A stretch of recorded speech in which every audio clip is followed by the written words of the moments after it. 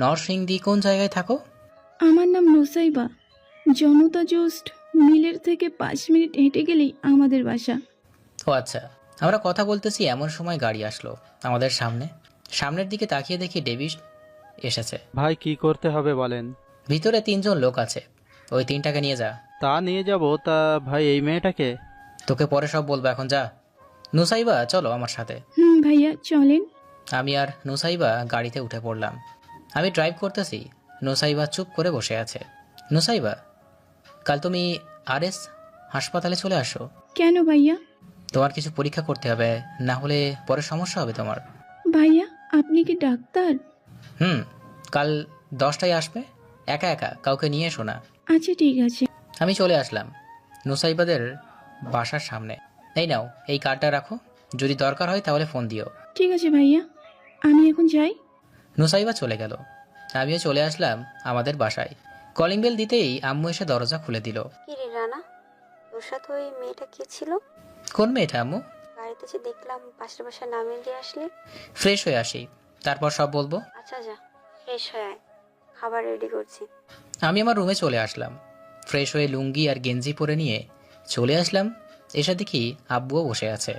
আব্বু, তুমি এখনো ঘুমাওনি? না, তোর জন্য অপেক্ষা করছিলাম, তুই কখন আসবি, তোর সাথে খাবো। তোমরা খাবার খেয়ে নিতে, আমি তো আজকে নাও ফিরতে পারতাম। আমি জানি তুই আমাদের রেখে কখনো খাবার খাস না একা। আম্মু, খাবার দাও, খুব ক্ষুধা লেগেছে। দিতেছি। আমরা খাবার খেয়ে বসে আছি, আম্মু এসে বলল, এখন বল মেয়েটা কে? মেয়েটা পাশের বাসায় বেড়াতে এসেছিল। এরপর আস্তে আস্তে সব বলে দিলাম আম্মুকে। ও আচ্ছা, ভালো কাজ করেছিস। তাহলে লোকগুলোর কি করেছিস? কিছু করি নাই, ওইখানে রেখে এসেছি। সকালে খবর দিয়ে দিব যাতে নিয়ে যায়। ও আচ্ছা, সকাল তো হয়ে এসেছে, এখন কি ঘুমবি নাকি? 9টায় ডাক দিবে, 10টায় এই মেয়েটার টেস্ট করতে হবে। আচ্ছা যা, ডাক দিবনে। আমি চলে আসলাম আমার রুমে, শুয়ে আছি। কখন যে ঘুমিয়ে গেছি খেয়াল নেই। ঘুম থেকে উঠলাম সকাল 9টায়, আম্মুর ডাকে। আম্মু চলে গেল। আমি ফ্রেশ হয়ে নিচে চলে আসলাম। আম্মু দেখি আমার জন্য রুটি বানিয়েছে। আম্মু, কষ্ট করে রুটি বানানোর দরকার কি ছিল? বাইরের খাবার খেয়ে পেট খারাপ করার দরকার নেই, রুটি খেয়ে যা। আমি 2টা রুটি খেয়ে চলে আসলাম হাসপাতালে। গাড়ি থেকে নামতেই দেখি নুসাইবা দাঁড়িয়ে আছে, ওর সাথে আর একটা মেয়ে আছে দেখছি। আমি গাড়িটা পার্ক করে নুসাইবার কাছে চলে আসলাম। নুসাইবা চলো। ভাইয়া, ভাইয়া উনি হচ্ছেন আমার আপু। উনিও ডাক্তারি নিয়ে পড়তেছেন। ও আচ্ছা। আমরা কথা বলতে বলতে চলে আসলাম আমার কেবিনে। কি খাবে বলো? কিছু খাবেন না ভাইয়া? কি কি করতে হবে বলেন। আমি একটা কাগজে লিখে দিলাম কি কি টেস্ট করাতে হবে। ওরা চলে গেল। আমি রুগী দেখতে লাগলাম। প্রায় 2 ঘন্টা পর ওরা আসলো আমার কাছে। নুসাইবা, সব টেস্ট করাইছো? এই নেন রিপোর্ট। আমি রিপোর্টটা ভালোভাবে পড়ে কিছু ঔষধ লিখে দিলাম। এই নাও, এই ঔষধগুলো নিচ থেকে আমার কথা বলে নিয়ে যাবে। কোনো সমস্যা হবে না তো আর? না, আর কোনো সমস্যা হবে না। 1 মাস পর আবার একবার চেক আপ করে গেলেই হবে, তখন বোঝা যাবে কোনো সমস্যা আছে কিনা। ভাইয়া আপনাকে যে কি বলে ধন্যবাদ দেব আমার বলার ভাষা নেই। আপনি খুব উপকার করেছেন আমাকে। আচ্ছা যাও এখন তোমরা, আমার আর কয়েকটা পেশেন্ট আছে। আচ্ছা ভাইয়া, ভালো থাকবেন আপনি। তুমিও ভালো থেকো। ওরা চলে গেল। আমি কয়েকটা রুগী দেখে চলে আসলাম আমার ডেরায়। এসে দেখি ওরা পানি খাবারের জন্য ছটফট করতেছে। কিরে ডেভিড, ওদের পানি দিস নাই? না ভাইয়া, এই নরখাদকদের পানি দিলেও কিচ্ছু হবে না, ওদের ইচ্ছে করতেছে মেরে ফেলতে। তুই কি ভাবতেছিস আমি ওদের ছেড়ে দিব? না। কি দেখ কি করি, যা আমার বক্সটা নিয়ে আয়। এই নেন ভাই আপনার বক্স। আমি বক্সটা থেকে একটা ইঞ্জেকশন বের করে ওদের শরীরে ঢুকিয়ে দিলাম। বক্স থেকে কাঁটাটা বের করে ওদের সবগুলো হাতের আঙুল কেটে ফেলে দিলাম। ডেভিড, তুই কিছু করবি না? কি করলে করতে পারিস। ভাই আপনি একটু সরেন, আমি ওদের একটু আদর করি। একটা ভিডিও করে নে, এরপর যা করার কর। ঠিক আছে ভাই। আমি চলে আসলাম আমার রুমে। রুমে অনেকটা সুন্দর করে সাজানো থাকে সব সময়, কারণ এই রুমে আমি আর ডেভিড ছাড়া অন্য কারো অনুমতি নেই যে এইখানে আসবে। প্রায় 30 মিনিট পর ডেভিডের ডাকে আমি গিয়ে দেখি ডেভিড ওদের বুকে ছোট্ট ছোট্ট করে লিখে দিয়েছে আরএস গ্যাংস্টার। ভাই ওদের এই মেডেল স্ট্যাম্প কেটে ফেলেছি, ওরা আর বাঁচবে না। ভিডিও করছিস তো নাকি করিস নাই? ভিডিও আরও অনেক আগেই রেখেছি, এখন ওদের কি করব বলেন। রাতে মেন সড়কে ঝুলিয়ে দিয়ে আসবি, যাতে সবাই দেখতে পায় ওর নিথর দেহটা, আর বড় করে লিখে দিয়ে আসবি যে ধর্ষণ করেছে। ঠিক আছে ভাই, তা আপনি এখন চলে যাবেন নাকি থাকবেন? আমি এখন চলে যাব, একটা কাজ আছে। চলেন আপনাকে নামিয়ে দিয়ে আসি। না, আমাকে নামিয়ে দিয়ে আসতে হবে না, তোরা এইখানে থাক, আর কালকে একটা মিশন আছে, রাতে ওই জায়গায় চলে আসবি। ঠিক আছে ভাই, চলে যাব, আপনার কোনো চিন্তা করতে হবে না। তুই থাকতে আমি চিন্তা করি না। এই বলে চলে আসলাম বাইরে। গাড়িটা স্টার্ট দিয়ে বাসায় চলে আসলাম। কলিং বেল দিতেই আম্মু এসে দরজা খুলে দিল। আম্মু, আব্বু কোথায় গেছে? তোর আব্বু তো অফিস গেছে, কি জানি একটা কাজ আছে বলে। আব্বুকে না মানা করেছি যাতে আর অফিসে না যায়, আমি লোক রেখে দিব। আমি কি বলবো, আমি মানা করলেও যায়, তাই এখন আর কিছু বলি না। ফ্রেশ হয়ে আয়, খাবার দিতেছি। আমি ফ্রেশ হয়ে চলে আসলাম নিচে, খাবার খেয়ে বসে আছি। এমন সময় কলিং বেলটা বেজে উঠল। আমি গিয়ে দরজা খুলে দিলাম। সামনে তাকিয়ে দেখি কয়েকজন পুলিশ দাঁড়িয়ে আছে। আসসালামু আলাইকুম স্যার। ওয়ালাইকুম সালাম। আপনার নাম ওই কি রানা? হুম, আমার নাম রানা। কেন, কি হয়েছে? আপনাকে একটু থানায় যেতে হবে। আমি বিনা অপরাধে থানায় যাব কেন? আপনার আব্বু আমাদের কাছে ধরা খেয়েছে মদ খেতে গিয়ে। কি বলতেছেন আপনি? এইসব আমার আব্বু কখনো মদ খায় না, আর আমি বিশ্বাস করতে পারবো না যে আব্বু থানায়। আপনি চলেন, তারপর ওই তো দেখতে পারবেন আপনার আব্বু নাকি অন্য কেউ। ঠিক আছে চলেন। আমরা চলে আসলাম থানায়। এসে দেখি আব্বু বসে আছে। আমি আব্বুর কাছে গিয়ে বললাম, আব্বু এসব কি বলতেছে? তুমি নাকি মদ খেয়েছো? তুই কে রে? যা, তো এইখান থেকে আমি মদ খাবো মদ। আব্বু মদ খেয়ে পুরাই মাতাল হয়ে গেছে। আমি আব্বুকে ছাড়িয়ে নিয়ে বাসায় চলে আসলাম। কলিং বেল দিতেই আম্মু এসে দরজা খুলে দিয়ে বলল, কি রে রানা, তোর আব্বুর কি হয়েছে? এমন করতেছে কেন? কিছু হয় নাই আম্মু, আগে ভিতরে ঢুকতে দাও, তারপর বলতেছি। ভিতরে আয়। আমি ভিতরে এসে আব্বুকে শুইয়ে দিলাম সোফায়। আম্মু, আব্বু মদ খেয়েছে, তাই এমন মাতলামো করতেছে। কি, তোর আব্বু মদ খেয়েছে আর তুই তোর আব্বুকে ঘরে এনেছিস? আজকে দুজনকে বাড়ি থেকে বের করব। আম্মু, আরে আমি কি করছি? তোমার বড়ই তো মদ খেয়েছে, তাকে আগে ঠিক করো, এরপর না হয় বিচার হবে। রান্নাঘর থেকে ঝাড়ুটা নিয়ে আয়, এরপর দেখাচ্ছি তোর আব্বুকে মজা। আমি আম্মুকে ঝাড়ু দিয়ে উপরে চলে আসলাম। খাটে বসে আছি, এমন সময় তুহিনের ফোন। হ্যালো তুহিন, বল। ভাই, ওরা ডেট চেঞ্জ করেছে। আজকে রাতে ওরা মেয়ে পাচার করবে নিউ মার্কেটের ভেতর দিয়ে। ওইখানে একটা গুপ্ত রাস্তা আছে। আচ্ছা ঠিক আছে, তা কতজন পাচার করবে জানিস? 500 থেকে 800 জন। তাহলে তো অনেক লোক। আমি ফোন কেটে ডেভিডকে ফোন দিলাম। হ্যালো ডেভিড, ভাই বলেন। আজকে রাতে মিশন হবে, তুই রাত 9টায় আয়, মহাসড়ক লাস্ট ডাঙিয়ে চলে আসিস। আমি তোকে লোকেশন পাঠিয়ে দিব। 100 জন আনবি আমাদের লোক। ঠিক আছে ভাই। আমি ফোন কেটে বসে আছি, এমন সময় আবুর চিৎকারের আওয়াজ শুনতে পেলাম। বারান্দায় দাঁড়িয়ে দেখি আম্মু আব্বুকে লেবু শরবত খাওয়াচ্ছে আর পিটাচ্ছে। আমি আর এইখানে নেই, এইখানে থাকলেই মরতে হবে। আমি দরজা বন্ধ করে বসে আছি। এমন সময় দরজায় কে যেন নক করলো। আমি দরজা খুলতেই দেখি আব্বু দাঁড়িয়ে আছে। আব্বু, তুমি আমার রুমে কেন? আমাকে নিয়ে এসেছে কে? আব্বু এখনো মাতাল হয়ে আছে, কি বলতেছে বুঝতেছে না। কি রে, কথা বলিস না কেন? তোকে জিজ্ঞাসা করছি আমাকে নিয়ে এসেছে কে। আমি ওই নিয়ে এসেছি। কেন, কি হয়েছে? কিছুই না, তুই আমার ছেলে, তাই মাফ করে দিলাম। আব্বু চলে গেল, আমিও চলে আসলাম নিচে। আম্মু আব্বুকে লেবুর শরবত ভালো করে খাইয়ে দিল, নাকি আবল তাবল বকতেছে। দেখ, এখন আমার মাথা প্রচন্ড গরম হয়ে আছে, তুই যা এখান থেকে, না হলে তোরে যে কি করি আল্লাহ জানে। আমি চলে আসলাম বাহিরে। সন্ধ্যা হয়ে এসেছে। পাড়ার মোড়ে বসে চা খাচ্ছি, এমন সময় তুহিনের ফোন। ভাই, ওরা কাজ শুরু করে দিয়েছে। আপনাদের এখনই চলে যেতে হবে, না হলে পরে ওরা সব মেয়েদের পাচার করে ফেলবে। আমি এখনই চলে যাচ্ছি, তুই যা খবর পাস আমাকে জানাবি। আচ্ছা ভাই। আমি চলে আসলাম আমাদের ডেরায়। সবাইকে নিয়ে মিশনে চলে আসলাম। এসে দেখি আস্তে আস্তে মেয়েগুলোকে নিয়ে গাড়িতে তুলতেছে। আমি আর দেরি না করে গুলি করতে লাগলাম। আমার দেখা দেখি ওরাও গুলি করতে লাগলো। প্রায় 10 মিনিটের মধ্যে বিপক্ষ দলকে ঘুম পাড়িয়ে দিলাম। আমাদের সবগুলো ঘুমের ইঞ্জেকশন ছিল। ডেভিড বলল, ভাই ওদের কি করব? ওদের সকলকে আমার ডেরায় নিয়ে যা, আর মেয়েগুলোকে জ্ঞান ফিরিয়ে তাদের বাসায় দিয়ে আয়। আচ্ছা ভাই, আরও কিছু লোক লাগিয়ে দিতেছি, যাতে সবাইকে আজকে রাতের মধ্যেই দিয়ে আসতে পারি। তাড়াতাড়ি যা, ভোর তো হয়ে এসেছে। ওরা চলে এসেছে, আমিও চলে আসলাম আমাদের ডেরায়। আমি বসে আছি। সৌরভ এসে বলল, ভাই ওদের জ্ঞান ফিরেছে, এখন কি করব? তুই যা, আমি আসতেছি। আচ্ছা ভাই। সৌরভ চলে গেল। আমি উঠে চলে আসলাম ওদের কাছে। কিরে, তোদের লিডারকে তাড়াতাড়ি বল। আমরা কিছু জানি না। আমাদের লিডারকে। সৌরভ, আমার কাটারটা নিয়ে আয় তো, এরপর দেখাচ্ছি কিভাবে সত্যি কথা বের করতে হয়। এই নেন ভাই আপনার বক্স, সব কিছু আছে এখানে। আমি আমার কাঁটাটা বের করে একটা ছেলের পায়ের 2টা আঙুল কেটে ফেললাম। ছেলেটা চিৎকার করতেছে, কি রে, এখনো কেউ বলবি না তোদের লিডারের আসল পরিচয় আর কোথায় থাকে?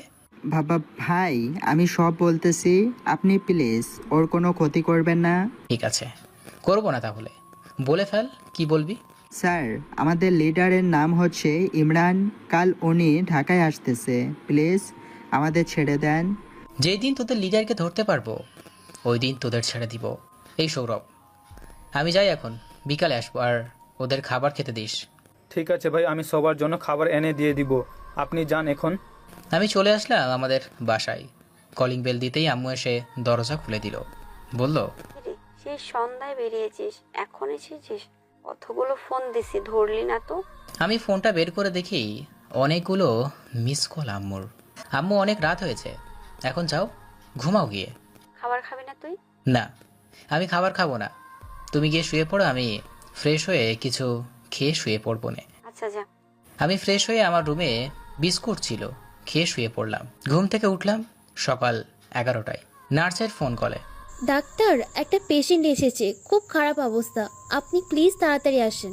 আচ্ছা, আমি আসতেছি, এই বলে ফোনটা কেটে দিলাম। তাড়াতাড়ি উঠে ফ্রেশ হয়ে চলে আসলাম হাসপাতালে। এসে দেখি নার্স বাইরে দাঁড়িয়ে অপেক্ষা করতেছে আমার জন্য। নার্স, সব কিছু রেডি আছে তো? জি ডাক্তার, আছে, আপনি শুধু অপারেশন শুরু করেন। আমি তাড়াতাড়ি অপারেশন রুমে চলে আসলাম। সবাই দাঁড়িয়ে আমার জন্য অপেক্ষা করতেছে। আমি অপারেশন শুরু করে দিলাম। অপারেশন শেষ করতে প্রায় 2 ঘন্টা হয়ে গেছে। অপারেশন শেষ করে চলে আসলাম বাসায়। আমার কেবিনে এসে দেখি নুসাইবা বসে আছে। কি ব্যাপার নুসাইবা, তুমি এইখানে? ভাইয়া, আমার বোন আপনার সাথে কাজ করতে চায়। আপনি কি আমার বোনকে রাখবেন আপনার সাথে? আমি তো সারাদিন হাসপাতালে থাকি না, কিভাবে রাখবো তোমার বোনকে? ভাইয়া, আপনি যতটুকু সময় পারেন দিয়েন, তাহলেই হবে। আচ্ছা ঠিক আছে, আমার ফোন নাম্বার দিয়ে দিও, আমি বলে দিব কোন কোন সময় আসতে হবে। আচ্ছা ঠিক আছে। মুসাইবা চলে গেল। আমিও চলে আসলাম আমার রুমে। ফ্রেশ হয়ে নিচে এসে খাবার খেয়ে আব্বুর কাছে বসে পড়লাম। আব্বু তো আজ যে অফিসে গেলে না? এমনি যাই নাই, তাই কাল অফিস যেতে পারবি, একটা কাজ আছে। কি কাজ বলো? আমার কেবিনে 2 বোতল বিয়ার আছে, নিয়ে আসবি কাল। তোর আম্মুকে তো নানা বাড়ি পাঠিয়ে দেবো। আম্মু গো, তুমি কই গো? আব্বু নাকি আবার খাবে গো? এই চুপ চুপ, একদম চুপ। তোর আম্মুকে ডাকতেছি কেন? আম্মু শোনোক আমার কথাগুলো। কি রে, এভাবে চিৎকার করছিস কেন? আম্মু, আব্বু নাকি নুডলস খাবে। ও, এর জন্য কেউ চিৎকার করে? তো কি করব, যাও ভালোভাবে রান্না করে আনো, খাবো। আচ্ছা ঠিক আছে। আমি বসে বসে আব্বুর সাথে কথা বলতেছি। কিছুক্ষণ পর আম্মু আমাদের নুডলস দিয়ে গেল। আমি আর আব্বু খেয়ে বসে আছি। এমন সময় আম্মু এসে বলল, রানা, আমি আর কতদিন একা একা রান্না করব? আমি তো তোমাকে বলতেছি কাজের লোক রাখার জন্য, কাজের লোক রাখো না কেন? আমার কাজের লোক দরকার নেই, তুই বিয়ে করলেই তো হবে। আম্মু, আমি এখন বিয়ে করব না, আমি আরো 3 বা 4 বছর পর বিয়ে করব। তাহলে আমাদের মরার পরে বিয়ে করিস, যাতে আমাদের নাতি নাতনি দেখে যেতে না পারি। আম্মু এসব কথা বলবে না, যদি আমার কোনো পছন্দ হয় তাহলে তো তোমাদের বলবোই। এইসব বলতেছি এমন সময় ডেভিডের ফোন কল। ভাই, সবাইকে দিয়ে এসেছি। ভালো করছিস, খাওয়া দাওয়া করেছিস? ভাই। আমি আসতেছি একটু পর। ঠিক আছে ভাই। আমি ফোনটা কেটে দিলাম। ফোন কেটে বসে আছি, এমন সময় আম্মু আসলো। বলল, কিরে, কোথায় যাচ্ছিস? কোথাও যাচ্ছিস? যাবি নাকি? আম্মু, একটা কাজ আছে, ওইটার করতে হবে। আচ্ছা ঠিক আছে, ঠিকভাবে যাস। আমি চলে আসলাম আমাদের ডেরায়। এসে দেখি সবাই খাবার খাচ্ছে। সৌরভ, খাবার খেয়েছিস তুই? ভাই, আপনি খেয়েছেন? খেয়েছি। এই নে, এই টাকাটা দিয়ে কিছু কিনে আন সবার জন্য। ঠিক আছে ভাই। আমি চলে আসলাম আমার কেবিনে। কিছুক্ষণ পর ডেভিড আসলো। কি রে ডেভিড, রাতে ঘুমাস নাই? তোর চোখ লাল হয়ে আছে কেন? না ভাই, আজকে ঘুম হয় নাই, তাই চোখ লাল দেখাচ্ছে। যা, এখন গিয়ে ঘুমা, আমি আছি এইখানে। ঠিক আছে ভাই, আপনি যাওয়ার সময় আমাকে ডেকে দিয়েন। ঠিক আছে। আমি সবার সাথে গল্প করতে বসলাম। কিছুক্ষণ পর ওই দলের লোক এসে বলল, ভাই, আমরা এতদিন অনেক ভুল কাজ করেছি, আমাদের মাফ করে দেন। তোমরা কেন মাপ চাইতেছো? আমরা এতদিন অনেক বাজে কাজ করেছি, আমাদের বসের ঠিকানা বলে দিতেছি। উনি এখনও আছে এই বাংলাদেশে। আমরা আপনার দলের হয়ে কাজ করতে চাই। আচ্ছা, তারপরে দেখা যাবে। তোমাদের বসের ঠিকানাটা দাও, তাহলে আমরা অনেক উপকার পাবো। ভাইয়া, দুই দুই বাড়ি হচ্ছে আমাদের বসের বাড়ি। আচ্ছা, তোমাদের মুক্ত করে দিলাম। তোমরা চাইলে এইখানে থাকতে পারো, আর যদি কোনো কিছু জানো তাহলে আমাকে বলো। আমাদের আরও একজন ডন আছে যে কিনা আমাদের সব কিছু খেয়াল রাখে। আমাদের সবার কাছে একটা করে চিপ আছে, ওইগুলো ফেলে দিলেই আর কোনো কথা ওরা শুনতে পারবে না। তাহলে এখন যে তুমি কথাগুলো বলতেছো, ওইগুলো কি শুনে নাই? আমার চিপ পুড়িয়ে ফেলেছি, তাই ওরা আর শুনতে পারবে না। ও আচ্ছা, সবাইকে বলো যে চিপগুলো ফেলে দিতে। আমি তোমাদের সব ব্যবস্থা করব। ঠিক আছে ভাই। লোকটা ইশারা দিয়ে কি যেন বোঝালো। সবাই চিটগুলো খুলে আমার কাছে দিয়ে গেল। আমি ভালো করে দেখতে লাগলাম। একটা ক্লো পেলে কোনো কিছু করা যাবে। আমি সবগুলো দেখতে লাগলাম। একটা চিপের উপরে চোখ পড়তেই দেখলাম 2.0 লেখা। যাক, পেয়ে গেছি ক্লো। আমি ল্যাপটপটা বের করে 2.0-তে ঢুকতেই দেখি আমাদের গ্যাংয়ের একটা লোকের ছবি। এই ডেভিড, এই এদিকে আয় তো। ভাই বলেন। এই দেখ, এটা আমার গ্যাংয়ের লোক, তাই না? কেন, কি হয়েছে? এই ছেলেটাকে ধরে নিয়ে আয়। এরপর বলতেছি কি করি ছেলেটাকে। এই হুসাইন, এইদিকে আয়। ভাই বলেন। আমি হুসাইনের কাছে এসে তার কলার চেপে ধরে দুই গালে দুইটা চড় বসিয়ে দিলাম। কিরে, আমার খেয়ে আমার পরে আমারই ক্ষতি করছিস, তাই না? বাবা ভাই, সরি, মাফ করে দেন। তা এই কাজ কতদিন ধরে করতেছিস বল? আর আমাদের কি কি খবর ওইখানে পাচার করিস সব বলবি। ভাই, আমি এইমাত্র 1 মাস হবে, আর আপনার গ্যাংয়ের কোনো কথাই ওইখানে বলি না। আমি জানি আপনি যদি জানতে পারেন আমি এসব কাজ করতেছি তাহলে আমাকে মেরে ফেলবেন। আচ্ছা যা, তোকে ছেড়ে দিব। তুই বল কি কি জানিস। ভাই, এখন MS ডন একটা শহরের বড় হোটেল আছে, আপনি যদি বলেন আমি আনতে পারি ওনাকে। আচ্ছা যা, তোকে দিলাম। আজকের মধ্যে আনবি, না হলে বুঝতে পারছিস তো কি করব। ভাই, বুঝতে পারছি। আমি এখানে ফোন দিতেছি আসার জন্য, যেইভাবেই হোক আমি ওনাকে এনে দিব আপনার সামনে। হুসাইন চলে গেল।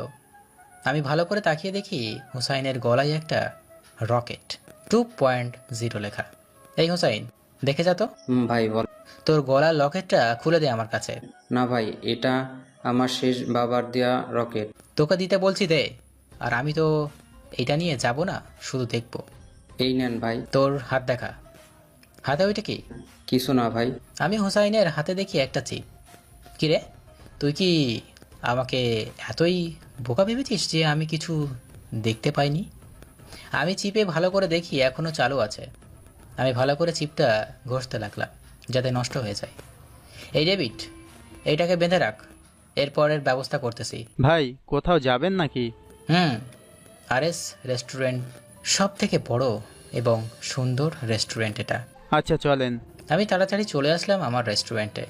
এসে দেখি শালাবাবু বের হয়ে যাচ্ছে একটা ব্যাগ নিয়ে। ডেভিডকে ইশারা করতেই ডেভিড চলে গেল তার কাছে, তাকে ধরতে। ভাই চলেন, ধরে ফেলেছি। তুই গাড়িতে যা, আমি আসতেছি। ঠিক আছে ভাই। আমি চলে আসলাম ম্যানেজারের কেবিনে। আমি যেতেই আমাকে দেখে আটকে উঠল ম্যানেজার। স্যার, আপনি এইখানে কি করেন? দেখতে আসলাম কি করা হচ্ছে আমার এই হোটেলে। স্যার, আমি কিছু জানি না। তুই জানিস না? তো কে জানে? তোকে তো দায়িত্ব দিয়েছি। তুই না দেখেই কিসের লোক ঢোকাস হোটেলে?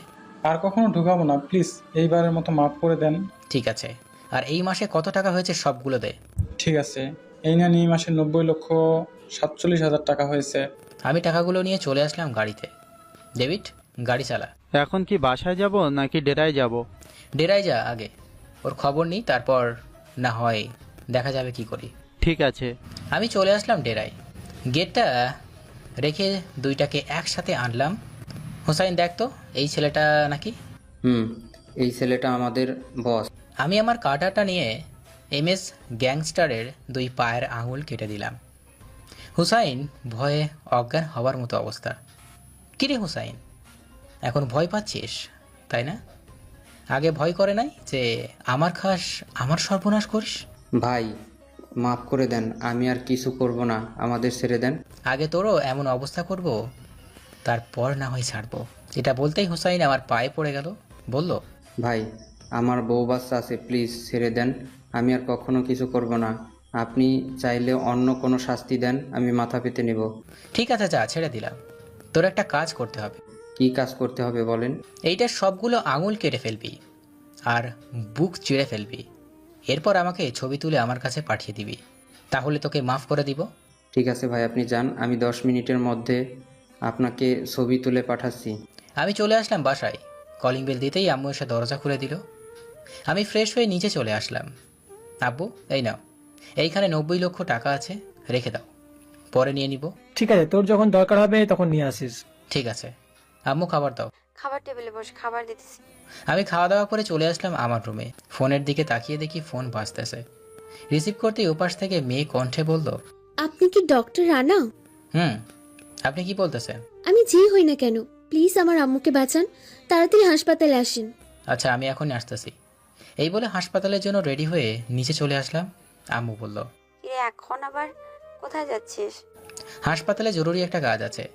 এই বলে চলে আসলাম বাহিরে। বাইকটা নিয়ে ফুল স্পিডে হাসপাতালের দিকে রওনা দিলাম। 7 মিনিটের মধ্যেই চলে আসলাম হাসপাতালে। লিফট দিয়ে চলে আসলাম আইসিইউতে। নার্স, এইখানে একটা রুগী এসেছিল নাকি? আপনি কি ডাকতেছে একটা মেয়ে? আমি ভিতরে যেতেই দেখি নুসাইবা বোন। কি ব্যাপার, আপনি ফোন দিয়েছিলেন নাকি? আমি ফোন দিয়েছি, একটু দেখবেন আমার আম্মুর কি হয়েছে। আমি চেক আপ করে দেখে বললাম, তোমার আম্মুর ডায়াবেটিস বেড়েছে আর জ্বর আছে অনেক। আমি ওষুধগুলো লিখে দিতেছি, ওইগুলো খাওয়ালেই ভালো হয়ে যাবে। ঠিক আছে। আর কোনো কিছু কাজ আছে নাকি? ডাক্তার, একটা পেশেন্ট এসেছিল 2 মাস আগে, উনি আজ এসেছে। ও আচ্ছা, আমার কেবিনে পাঠিয়ে দাও, আমি আসতেছি এক্ষুনি। ঠিক আছে ডাক্তার। সিমরান, আমি এখন যাই, যদি কোনো প্রয়োজন হয় তাহলে ফোন দিও আবার। ঠিক আছে।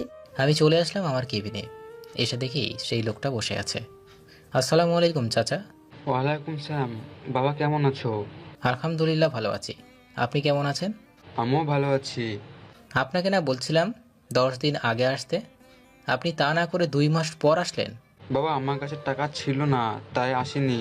এইখানে ফ্রি চিকিৎসা করা হয়, আপনি আসবেন, আপনার কোনো টাকা লাগবে না, আমি ঔষধও নিয়ে দিব আপনাকে। ঠিক আছে। আমি চাচাকে চেক আপ করে ঔষধ দিয়ে দিলাম। চাচা আবার 10 দিন পর আসবেন, আর যদি কোনো গরিব লোক থাকে তাহলে এইখানে পাঠিয়ে দেবেন, ফ্রি চিকিৎসা করিয়ে দিব। ঠিক আছে। আমি চলে আসলাম বাসায়। কলিং বেল দিতেই আব্বু এসে দরজা খুলে দিল। কি রে, হুট করে কোথায় চলে গেলি আর কোথায় থেকে আসলি? হাসপাতাল থেকে আসলাম। ও আচ্ছা, যা ফ্রেশ হয়ে আয়, কথা আছে তোর সাথে। আমি ফ্রেশ হয়ে চলে আসলাম নিচে। আব্বু বলো। তোর কি টাকাগুলো বেশি প্রয়োজন হবে নাকি? না আব্বু, কেন? গরিবদের একটা বস্তি আছে, ওইখানে ছোট ছোট ঘর বানিয়ে দিতাম। আর এখন তো দেশের পরিস্থিতি খুব খারাপ, লোডশেডিং এর বেশি। আব্বু, আচ্ছা, তোমার যা ইচ্ছা করো, আমি আসতেছি একটু পর। আবার এখন কোথায় যাবি? বাইরে থেকে আসছি, তুমি থেকো। তাড়াতাড়ি আসিস, রাতে একসাথে খাবো কিন্তু। ঠিক আছে। আমি চলে আসলাম বাইরে। ফোনটা বের করে দেখি ডেভিডের অনেকগুলো মিসড কল। ফোনটা সাইলেন্ট করা ছিল, তাই বুঝতে পারিনি। আমি আর দেরি না করে ডেভিডকে ফোন দিলাম। Hello David. ভাই, আপনি কোথায়? এই তো আসতেছি। তা হঠাৎ এতগুলো ফোন দিলি যে? সৌরভকে কারা যেন মেরে হাসপাতালে ভর্তি করে দিয়ে গেছে। কি বলতেছিস? এইসব সৌরভকে কারা মারবে, আর মারলো কেন? আপনি একটু আসেন, আপনাকে কি যেন বলবে সৌরভ। কোন হাসপাতালে আছিস এখন বল, আমি আসতেছি। আপনার হাসপাতালেই আছি, আপনি আসেন। ঠিক আছে, আমি এখনই আসতেছি। ফোনটা কেটে দিয়ে গাড়িটা নিয়ে চলে আসলাম হাসপাতালে। এসে দেখি ডেভিড বাইরে বসে আছে। কিরে ডেভিড, সৌরভ কোথায়? সৌরভ ভিতরে আছে। আমি ভিতরে গিয়ে দেখি সিমরান সৌরভকে পায়ে ব্যান্ডেজ বেঁধে দিতেছে। পাশে রুদ্রও আছে। রুদ্র, তুই কখন আসলি? এই তো 1 ঘন্টা আগে এসেছে। ও আচ্ছা। আমি সৌরভের কাছে এসে দাঁড়িয়ে আছি। রুদ্র আর সিমরান, তোমরা একটু বাইরে যাও, আমি আসতেছি একটু পর। রানা, তোর সাথে কথা আসতে বাইরে আসিস। ঠিক আছে। ওরা বাইরে চলে গেল। আমি সৌরভের মাথায় হাত দিতেই সৌরভ চোখ খুলল। কিরে, তোর এই অবস্থা করেছে কে? ভাই, আমার গার্লফ্রেন্ড সোয়া করেছে। সোয়া হচ্ছে এই গেমের মাস্টার মাইন্ড। ওর বাড়ির অ্যাড্রেস দে, আজকে তোর গার্লফ্রেন্ডকেই মেরে ফেলবো। প্লিজ ভাই, ওকে মারবেন না। ওর সাথে আমার 4 বছরের রিলেশন। আমি ওর সব কথা বলে দিয়েছি, তাই আমাকে এইভাবে মেরেছে। আচ্ছা ঠিক আছে, মারবো না। ওর বাড়ির অ্যাড্রেস দে। নৌসাদ ওর বাসা। আচ্ছা তুই এখন ঘুমা, আমি আছি এইখানেই। এই বলে বাড়িতে চলে আসলাম। এসে দেখি ডেভিড বসে বসে ফোনে যেন কি দেখতেছে। আমি ওর সামনে না গিয়ে ওর পেছনে দাঁড়িয়ে দেখি ডেভিড একটা ছোট্ট মেয়ের সাথে কথা বলতেছে। মেয়েটা বলল, আব্বু তুমি কখন আসবে? সেই তো অনেকদিন আগে গেলে, এখনো আসছো না কেন তুমি? তুমি খুব পচা বাবা, তুমি আমাকে একটু ভালোবাসো না, তুমি সাথে কথা বলবো না। আমি ডেভিডের সামনে যেতেই ডেভিড ফোন কেটে দিয়ে বলল, ভাই সৌরভ কি বলেছে? তেমন কিছু না। আচ্ছা ডেভিড, তোকে একটা কথা বলি, সত্যি করে বলবি তো? ভাই আমি কখনো আপনার কাছে মিথ্যা কথা বলেছি যে আজকে মিথ্যা বলবো? না, বলিস নাই। আচ্ছা তোর কি বাড়ি যেতে ইচ্ছা করে না? না ভাই, বাড়িতে কেউ নেই। আমি তো আপনাকে বলেছিলাম আমার মা বাবা আমাকে ফেলে চলে গেছে। আচ্ছা তোর যে এত সুন্দর একটা মেয়ে আছে, আমাকে বলিস নাই কেন? ভাই আপনি আমার মেয়েকে দেখেছেন কিভাবে, আর জানেন ওই কিভাবে আমার মেয়ে আছে? সেসব পরে বলবো না, এক সময়। এখন তুই এক কাজ কর, আজকে তুই তোর বাড়ি চলে যাবি।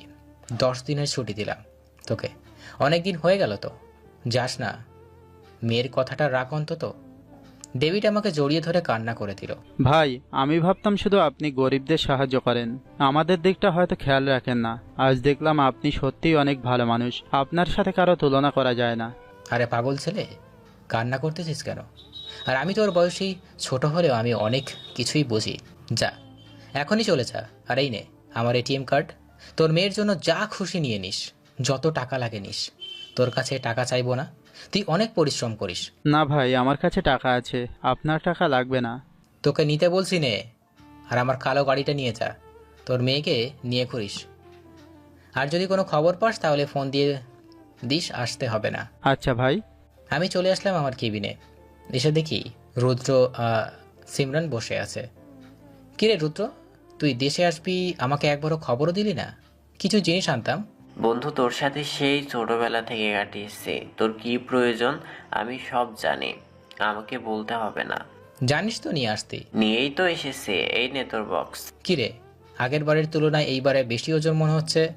সবকিছু ডাবল ডাবল এনেছি তোর জন্য। ভালো করেছিস।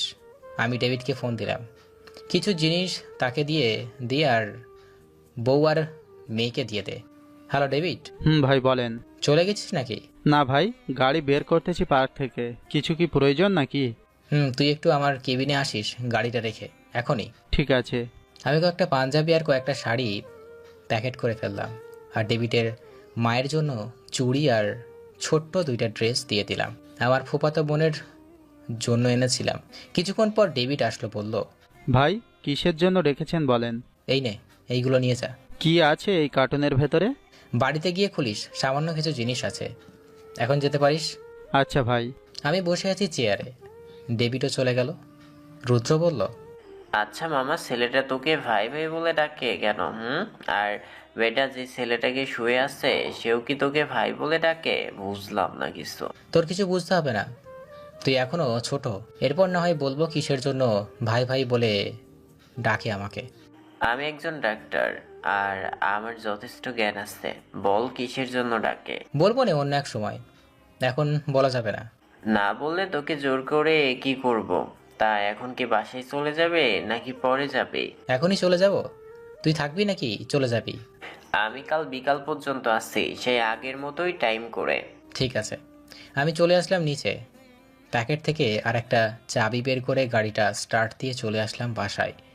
কলিং বেল দিতেই আম্মু এসে দরজা খুলে দিল, বলল, ভালো করেছিস, এখন তোর আব্বু ফোন দিত তোরে। ও আচ্ছা। আমি আমার রুমে চলে আসলাম, ফ্রেশ হয়ে এসে দেখি ডেভিডের ফোন। হ্যালো ডেভিড, বল। ভাই আমাকে হাইওয়ের পুলিশ ধরেছে, আমি নাকি ড্রাগস পাচার করি। তুই ফোনটা পুলিশের কাছে দিয়ে, আমি বলে দিতেছি। ঠিক আছে, এই যে ভাইয়া, এই নেন কথা বলেন। আসসালামু আলাইকুম স্যার। ওয়ালাইকুম সালাম। কে বলতেছেন? আমি বিখ্যাত বিজনেসম্যান সাইফুল চৌধুরীর একমাত্র ছেলে রানা চৌধুরী বলতেছি। উনি হচ্ছেন আমার বন্ধু। আর আপনারা কি বলেন, ওনাকে ধরলেন যে উনি ড্রাগস পাচার করে? স্যার আমরা ওনাকে সন্দেহ করেছি, তাই ধরেছি। গাড়িতে কিছু পেয়েছেন নাকি? না, গাড়িতে কিছু পাই নাই। তাহলে ধরলেন কেন? আমি কি আপনার স্যারের কাছে ফোন দিব নাকি? না স্যার, বলার দরকার নেই, আমরা ওনাকে এখনই ছেড়ে দিতেছি। আর ওনার কাছে ফোনটা দেন, আমি বলে দিতেছি। এই নেন আপনার ফোন, কথা বলেন। ভাই আমাকে ছেড়ে দিছে। আচ্ছা যা, আর কোনো কিছু যদি খবর পাস জানাস। ভাই জানাবো। আমি নিচে এসে দেখি আমার ফুফাতো বোন চলে এসেছে। ভাইয়া ভাইয়া আমার ড্রেস কোথায়? এই নে তোর ড্রেস, পছন্দ হয়েছে তো? পছন্দ তো হয়েছে, কিন্তু তুমি না বলেছো আমাকে 4টা দিবে, 2টা কেন? এই কালার আর নেই তাই আর আনে নাই। মিথ্যা বললাম, কারণ পিচ্ছি মেয়ে রেগে আবার আমাকে মাইরও দিতে পারে। ও আচ্ছা। আমি চলে ফুপু কোথায়? আম্মু রান্নাঘরে, বলেছে তোমাকে যেতে। আমি চলে আসলাম রান্নাঘরে। ফুপি কি রান্না করতেছো? আমি আসলে সব সময় তোর জন্য যা রান্না করি তাই করছি। ভালো করে করো। আমি চলে আসলাম বেডরুমে। ফুপা, আব্বু আর নীলুফা বসে বসে কথা বলতেছে। আমিও চলে আসলাম ওদের সাথে আড্ডা দিতে। আড্ডা দিতে দিতে কখন যে রাত হয়ে গেছে খেয়ালই নেই। রাতের খাবার খেয়ে বসে আছি, এমন সময় সৌরভের ফোন। ভাই আপনি কোথায় আছেন? আমি তো বাসায় চলে এসেছি। কেন? না এমনি, কাল কি আসবেন নাকি? যাব। রাতে খাওয়া দাওয়া করে ঘুমিয়ে থাকিস। ঠিক আছে ভাই। আমি বসে আছি, এমন সময় নীলুফা আসলো, বলল, ভাইয়া ভাইয়া আমি তোমার সাথে ঘুমাবো। কেন? তলমার আম্মু আব্বু কি জায়গা দেয় না তোমাকে ঘুমানোর জন্য? এত ছোটখাটো 3জনকে ঘুমানো যায় নাকি? বলে পিচ্ছি রে। আচ্ছা চলো, আজকে তোমাকে শিয়াল আর হাতির গল্প শোনাতে শোনাতে ঘুম পাড়াবো, ঠিক আছে? না, শিয়াল আর হাতির গল্প শুনবো না। আচ্ছা ভাইয়া, প্রেম করে কিভাবে আমাকে শিখাবা? হায় আল্লাহ, এই পিচ্ছি মেয়ে কয় কি তাকে নাকি প্রেম শেখাতে হবে। আমিও জানি না প্রেম কিভাবে করে। ও আচ্ছা, তাহলে তুমি হাতি আর শিয়ালের গল্পই শোনাও। আমি নীলুফাকে নিয়ে শুয়ে পড়লাম। হাতি আর শিয়ালের গল্প করতে করতে কখন যে ঘুমিয়ে গিয়েছি খেয়াল নেই। ঘুম থেকে উঠলাম সকাল 9টায়। নীলুফাও আমার সাথে উঠে গেল। গুড মর্নিং ভাইয়া। Good morning. আমি উঠে ফ্রেশ হয়ে নিলাম। রুমে এসে দেখি নীলুফা আবার ঘুমিয়ে গেছে। পিচ্ছি মেয়ে, দেখতে এত ভালো লাগে কেন? যাই হোক, আমি চলে আসলাম নিচে। এসে দেখি আম্মু আর ফুপু নাস্তা রেডি করতেছে। আম্মু খাবার দাও। টেবিলে বস, খাবার দিতেছি। আমি খাবার খেয়ে রেডি হয়ে চলে আসলাম হাসপাতালে। পুরো হাসপাতাল ঘুরে ঘুরে দেখতে লাগলাম সব রুগী ভালো আছে। অনেকে রিলিজ নিতেছে, আবার অসুস্থরা ভর্তি হচ্ছে। এইভাবে চলতেছে হাসপাতালটা। আমি চলে আসলাম আমার কেবিনে বসে আছি। এমন সময় সিমরান আসলো, বলতো, এই নেন কার্ড। কিসের কার্ড এটা? আমার বার্থডে ইনভাইট দিলাম আজকে। ও আচ্ছা, আমি হয়তো যেতে পারবো না, রাতে আমার কাজ আছে। না, আপনাকে যেতে হবে, আপনি যাবেন বলে দিলাম। আচ্ছা চেষ্টা করব। আমি আর কিছু না বলে উঠে চলে আসলাম সৌরভের কাছে। কিরে, এখন কেমন লাগতেছে? আমি মনে হয় মারা যাবো রে। এটা কি ব্যান্ডেজ করেছিস? এত গরম কেন এটাতে? কাল কই তোর হাত পা ঠিক হয়ে যাবে। দামি একটা জিনিস লাগিয়েছি যাতে তাড়াতাড়ি ঠিক হয়ে যায়। ওহ আচ্ছা। আমি অনেকক্ষণ সৌরভের সাথে কথা বললাম। এমন সময় ফোন এলো। পকেট থেকে ফোনটা বের করে দেখি ডেভিডের ফোন। হ্যালো ডেভিড, বল। ভাই আজকে একটা মিশন আছে, আপনাকে যেতে হবে একা একা। আরে চিন্তা করিস না তো, আমি চলে যাব। তুই এই নে। তো কি হয়েছে, আমার লোক কি কম আছে নাকি? লোক তো আছে বুঝলাম, আপনাকে কিভাবে যে একা যেতে দেই। তুই কোনো চিন্তা করিস না। আচ্ছা তুই লাইভ দেখিস, আমাদের তবুও চিন্তা করিস না। তা কোন জায়গায় আর কি পাচার করা হবে?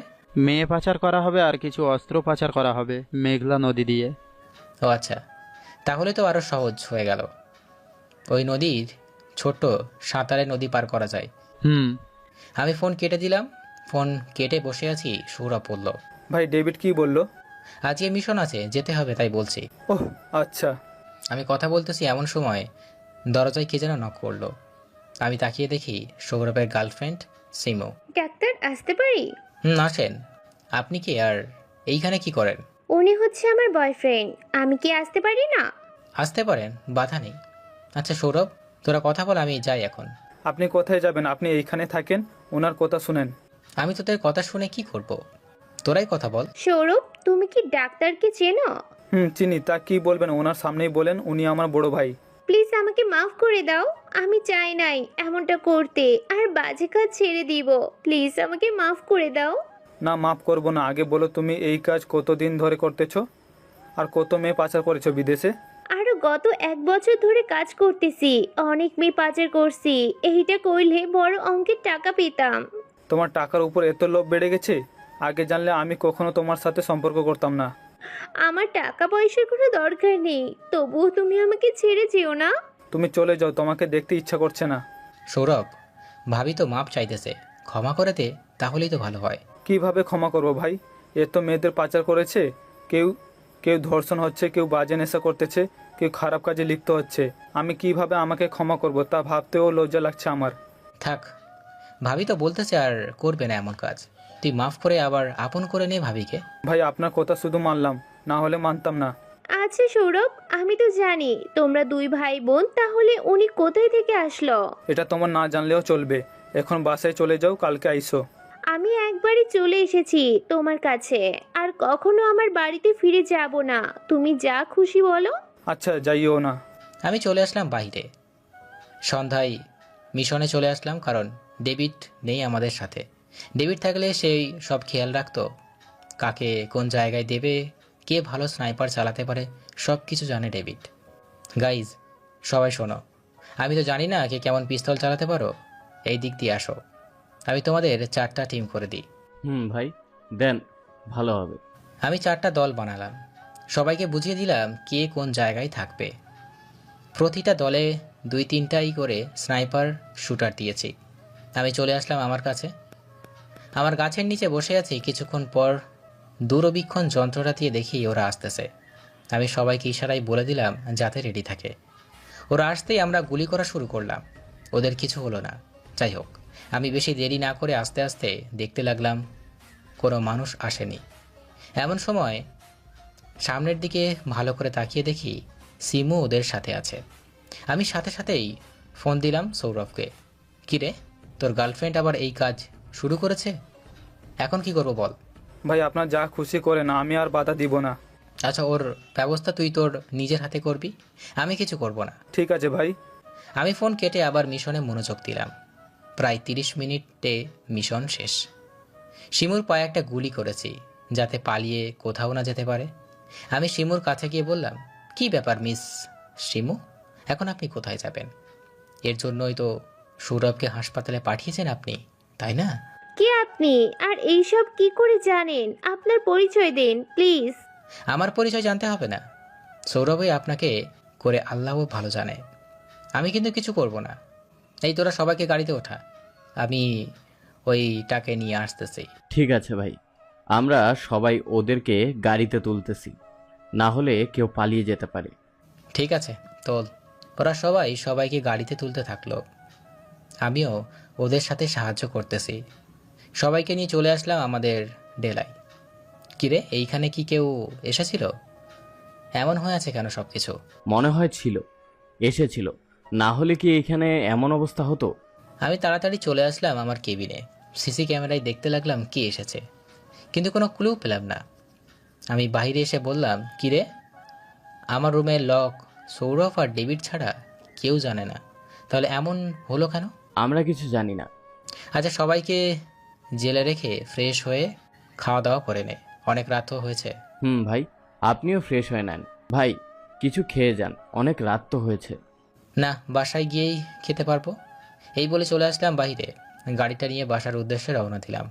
কিছুক্ষণের মধ্যেই চলে আসলাম বাসায়। কলিং বেল দিতেই আম্মু এসে দরজা খুলে দিল। আম্মু, তুমি কি ঘুমাও না নাকি? তোর জন্য জেগে থাকি। আর এত রাত তুই কোথায় থাকিস? এইখান থেকেই আম্মু একটা কাজ করি, রাতে ওইখানে সময় দিতে হয়। আচ্ছা যা, ফ্রেশ হয়, খাবার খেয়ে নিস। তোর রুমে খাবার দিয়ে এসেছি। ঠিক আছে। আমি আমার রুমে চলে আসলাম। ফ্রেশ হয়ে খাওয়া দাওয়া করে বিছানায় শুয়ে পড়লাম। এমন সময় ডেভিডের ফোন। হ্যালো ডেভিড, বল। ভাই, আপনি কি চলে এসেছেন ডেরা থেকে? কেন? ডেরায় 60 লক্ষ টাকা ছিল, মনে নাই আপনাকে বলতে। কাল তো আবার যাব, পরে নিয়ে আসবো না। ঠিক আছে, তাহলে এখন ঘুমান, বিরক্ত করলাম। না, বিরক্ত কি করার আছে।